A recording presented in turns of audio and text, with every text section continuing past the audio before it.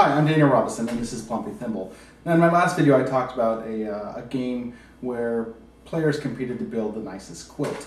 Sort of continuing on with that domestic theme, we're looking at a dexterity game today called Safranito, which takes on the theme of putting each player into the role of a head chef.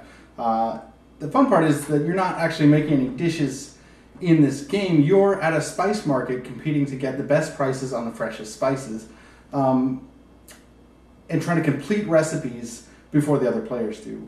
There's a number of recipes that are a mixture of the different spices that are on the board, and the first one to complete 3 of these wins the game. It's as simple as that. Now, the dexterity aspect is a little bit different than one that I've seen before, where normally dexterity games you're either stacking something or flicking. This is a game that uses these nice heavy poker chips where you toss it onto the board.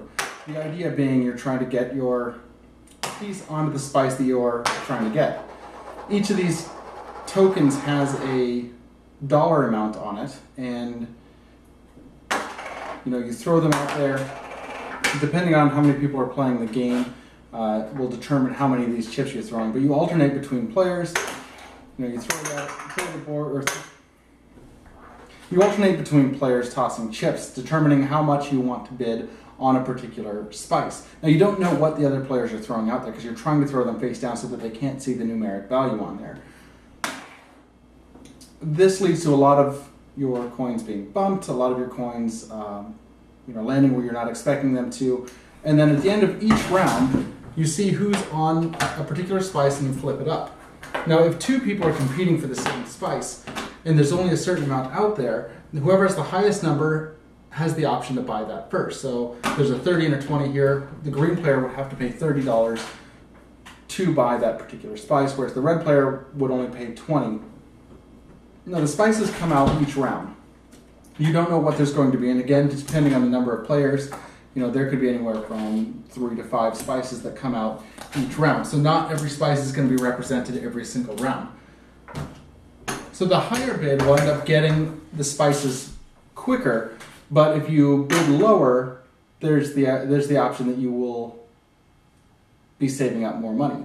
Also, if you toss your coins onto the board and you flip it up at the end of the round, you have the option of selling that particular spice for the total amount of all the chips that are on there. So if green threw a 40, red threw a 10, I can decide, you know what, I'm going to sell this one for $40. The whole feels very similar to that carnival game where you're tossing quarters or coins onto this oiled up, greased up surface where there's no physical possible way for anything to stop on that board. This is not quite as rigged, and the competition comes more from the other players than it does yourself. However, getting these to land right where you want them to is pretty difficult, and it does take skill. With each player tossing every turn, it becomes increasingly more difficult. So you've got this fun tossing mechanic in here that's really, really attractive, especially to new players. I've gotten this game out. It's a pretty frequent game to pull out for people that are new to board games. The theme is interesting. The components are really top-notch. Coolest part is, not the coolest, but a cool part is you've got for your first player marker a little tiny pepper grinder, which is, that's adorable. That's kind of cute. The chips themselves, like I said, are really, really thick, weighty chips. So they slide well, they bounce off the side really well, and that's kind of cool. You've got 2 different sized cards here, so one for the spices themselves, and you've got a recipe card, which is a little bit bigger. One annoying thing, and this is because I'm a completely entitled, single language speaking American, is that the German rules are put at the front, which is annoying. But then there's the sort of board game collector side of me that just can't bring myself to tear out the front pages, even though I'll most likely never learn German in my life or need to reference these particular ones. And wait a second. Oh, look at that. There we go. It's problem solved. The board, it's hard to see, but there's this edge here. You could kind of see that with the pieces bouncing off of it. Art is really great. I mean, it just fits the theme perfectly. Everything's vibrant and really neat. There's no names for the spices, so obviously there's some where it's like, we mint, cinnamon, garlic, peppers, and then ginger, and then what, like rice and dark rice, and we're not really sure, but that's beside the point. That's something we could figure out. Actually, I wonder if the rule book says it, probably in German. And then there's the really flimsy, tiny paper money. I mean, this is sub-Monopoly money quality. But yeah, so that's a little bit closer look at the components. So you've got this game that on the surface looks really simple. You toss the chips, buy or sell, and there's different special actions that'll happen too. But underneath the surface is this economics game, which is pretty unusual for a dexterity game. So normally if you're playing a game that requires any amount of dexterity, there's not much strategy in the way of resource management or money management. This, on the other hand, flips that. You've got a certain set amount of money at the beginning of the game. If you are spending all your money on spices, there's going to be rounds where there's nothing you can do. You literally have to sell some of your spices in order to purchase anything else. So you have to balance between making sure you get the spices you need, preventing the other players from getting the spices they need, and deciding when you need to maybe stock up and sell. There could be spices that are not included on any of these recipes. So they're out on the board, say garlic. No one's going after garlic because it's not in any of these particular recipes. So if you start bidding, your $10 chip or $20 chip to buy up all the garlic, even though it's not useful for you in terms of a recipe, you could ramp up the sell price of that in the next round by tossing your higher level chips on that. And it's really something that you have to watch the other players. You have to be careful how you manage your spices, your money, and your limited amount of chips that you have to throw.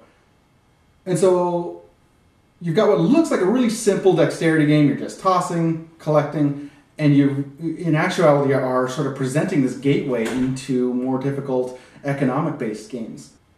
So if I were to make a quick pros and cons list. Pros, the theme is awesome. I love the fact that there's this kitchen/market theme. The mechanics of the dexterity, mixing that with the economics is really, really cool.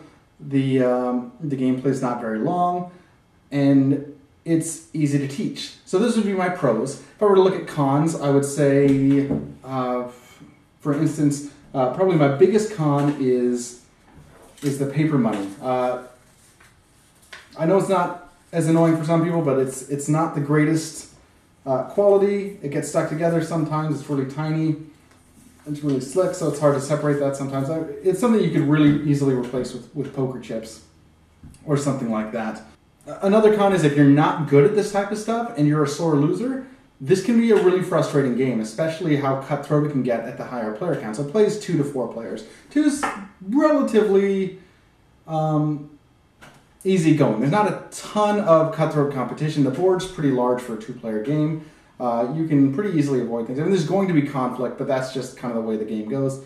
At 4 players, you're dealing with every throw. Things are getting bumped all over the place. You have to determine whether you want to go after that spice that you really, really need at the very start of the round, or if you want to wait until most people's chips are out there so that there's less of a chance that you get bumped. But because everyone's competing for the same 3 recipes, everyone's kind of going for the same stuff. So there's a lot of that, figuring out the timing aspect. And so if you're not really into that level of cutthroatery, is that even a word? Maybe you wouldn't like this so much. And then there's the biggest con for me. A lot of times you're storing games, like so. They get jostled around a little bit. Usually it's fine. Most games, the box is able to handle something like this. Not the case with Safranito, unfortunately. So yes, Safranito. Love it. Thank you for watching, and we'll see you next time.